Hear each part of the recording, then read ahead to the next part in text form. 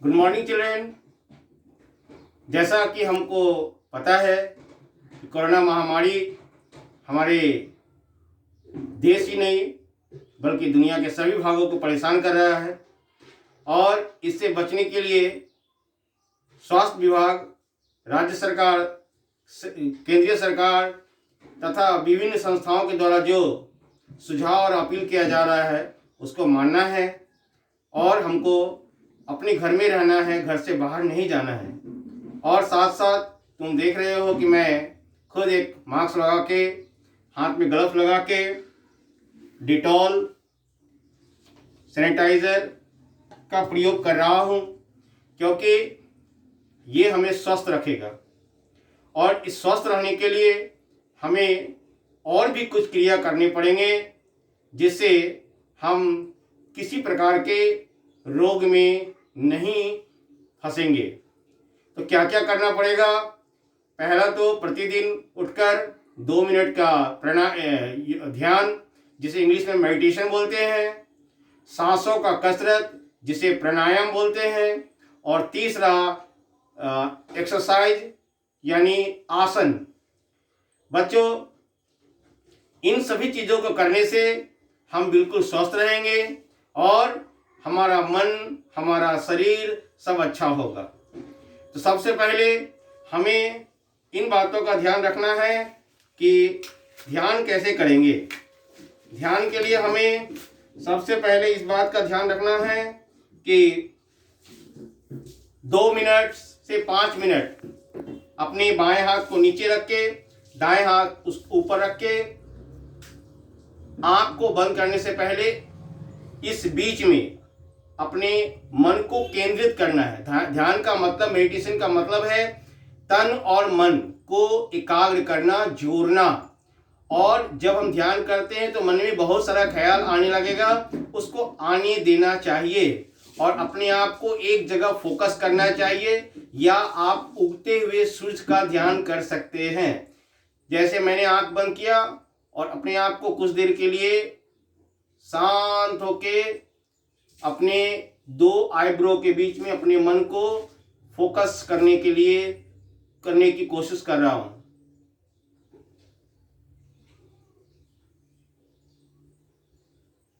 इसके उपरांत बच्चों आंख खोलेंगे जब हम, उसके बाद हम जो है कुछ सांसों का कसरत जिसे प्राणायाम कहते हैं। सांसों का कसरत जो है वह हमें शरीर के सभी भागों को फिर से स्वस्थ और रीजनरेट करता है। तो उसके लिए सबसे पहला है हमें भ्रस्तिका प्राणायाम करना चाहिए। सांस को लेना और सांस को छोड़ना।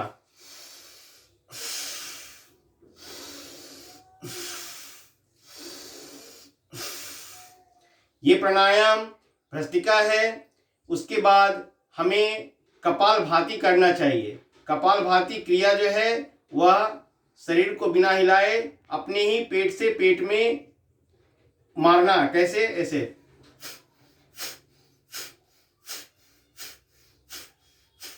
इस तरह करने से हमारा पेट का जो भी ऑर्गेन्स है वह सब एक्टिव हो जाता है। तीसरा है अनुलोम विलोम। बाएं नाक से सांस को लेना है और दाहिने से छोड़ना है, दाहिने से लेके बाएं से छोड़ना है। ऐसे भी कर सकते हैं, जैसे आपको सहूलियत है वैसे कीजिए।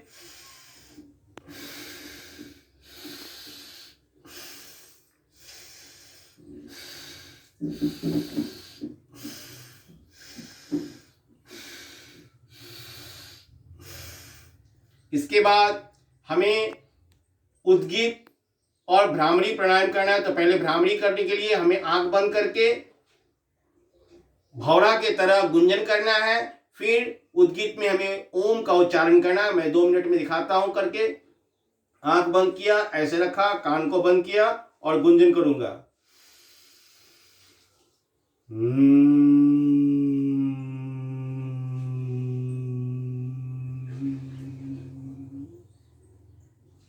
इसको 2-3 बार दोहराना है और उसके बाद ये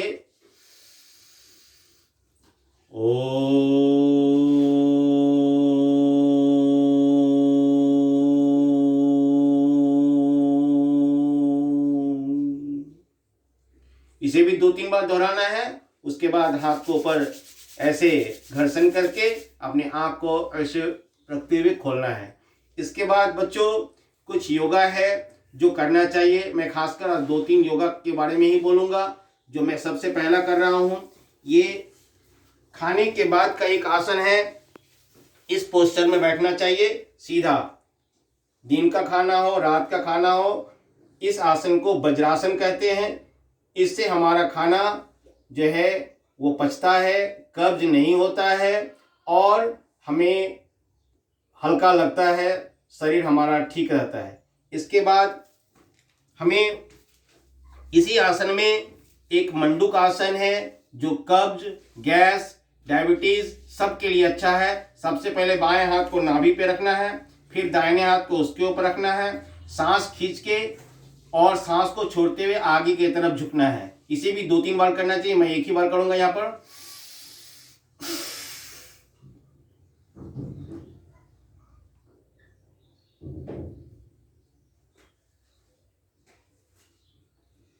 उसके बाद इसी आसन को दूसरा पोज से अपनी उंगली को बंद कीजिए, बंद करके फिर ऐसे करके बंद करके फिर वही नाभि के पास रखना है और फिर उसी तरह से सांस लेके सांस छोड़ते हुए आगे की तरफ झुकना है।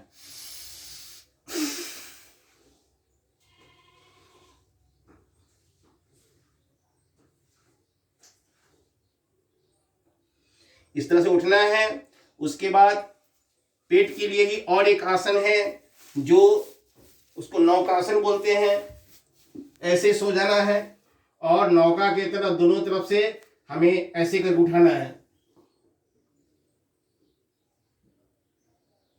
इससे आपका पेट का एक्सरसाइज हो जाएगा, पेट के सारे ऑर्गन्स टोन हो जाएंगे, साथ साथ आपका पेट भी कम हो जाएगा। जिसका पेट बाहर निकल रहा है वो कम हो जाएगा। उसके बाद इससे हमारा जो है खाना पचेगा, डाइजेशन होगा, कंस्टिपेशन नहीं होगा और सब काम करेगा और खासकर डायबिटीज के लिए भी अच्छा है। उसके बाद जो है हम जो है एक और आसन के बारे में कहना चाहेंगे। इसको करिए। ये है ऐसे सो जाइए। पहले ये मकरासन है। इससे एंजाइटी खत्म होता है, रिलैक्सेशन होता है, प्रेशर कमता है, नॉर्मल होता है। और फिर इसी के आसन में ऐसे सामने से उठना है। इसको बोलते हैं भुजंगासन। इसको करने से, सांप की तरह उठने से, इससे भी हमारा पेट के सारे प्रॉब्लम सॉल्व होते हैं। डायबिटीज के लिए, गैस्ट्रिक के लिए, कंस्टिपेशन के लिए अमृत है ये। और सभी प्राणायाम के बाद हमें शवासन में सो जाना चाहिए। शवासन में सब के तरह रिलैक्स के लिए एकदम ऐसे अपने आप को शिथिल करके छोड़ देना है। इससे आपको टेंशन कमेगा, हेडेक कमेगा और किसी तरह का कोई भी शरीर में व्याधि बीमारी नहीं आएगा। इन सब क्रियाओं को करने के बाद हमें हमेशा बाएं तरफ से उठना चाहिए। उसके बाद कुछ हमें अन्य बातों पे भी ध्यान रखना है बच्चों। सबसे पहले सुबह उठना और बैठ के, ऐसे बैठ के कम से कम 2 गिलास पानी पीना। उसके बाद हमें सुबह कम से कम 35 मिनट घोड़े की तरह तेज चलना चाहिए।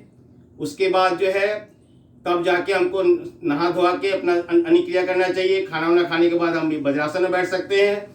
फिर शाम को घूमना चाहिए। फिर रात को खाने के बाद हमें थोड़ा सा 1 किलोमीटर के करीबन जो है हमें हाथी की तरह एकदम धीरे धीरे चलना चाहिए। फिर उसके बाद आके वज्रासन के पोज में हम यदि बैठते हैं तो हमारा शरीर स्वस्थ रहेगा, खाना पचेगा, किसी तरह का बीमारी नहीं होगा। और साथ साथ में बच्चों को बोलूँगा, उनके पेरेंट्स को बोलूँगा कि खाना जब खिलाते हैं बच्चों को तो उसमें दूध या दूध से बना एक जरूर आइटम, रसगुल्ला हो, दही हो, दूध हो, पनीर हो, जरूर दीजिए प्रतिदिन। क्योंकि दूध में ऑस्टोकैल्शियम होता है जो शरीर के साथ साथ ब्रेन को भी इंक्रीज करता है, शक्ति को बढ़ाता है। उसके बाद जो है पानी बहुत पीना है। उसके बाद कोशिश करना है कि रात के समय हमें सुसुम पानी पी के ही सोना चाहिए, दूध पीना चाहिए। कुछ इस करने से हैप्पीनेस आएगा और हमें कुछ क्रिएटिविटी वर्क भी करना चाहिए, कुछ सामाजिक काम भी करना चाहिए और भगवत भजन भी करना चाहिए, जो इबादत भी करना चाहिए। इन सब क्रियाओं को यदि हम प्रतिदिन अपने जीवन में लाते हैं, समय पे खाना और समय पे सोना और समय पे जगना, सूर्योदय से पहले, इन सारी क्रियाओं से यदि प्रतिदिन के हम जीवन को अपना प्रकृति के अनुसार चलाएं तो हम स्वस्थ रहेंगे, अच्छा से रहेंगे। यही मेरा संदेश है। स्वस्थ रहेगा हिंदुस्तान और सारे बच्चे बढ़ेंगे, सारे दुनिया में ये व्याधि खत्म हो जाएगा। थैंक यू, धन्यवाद।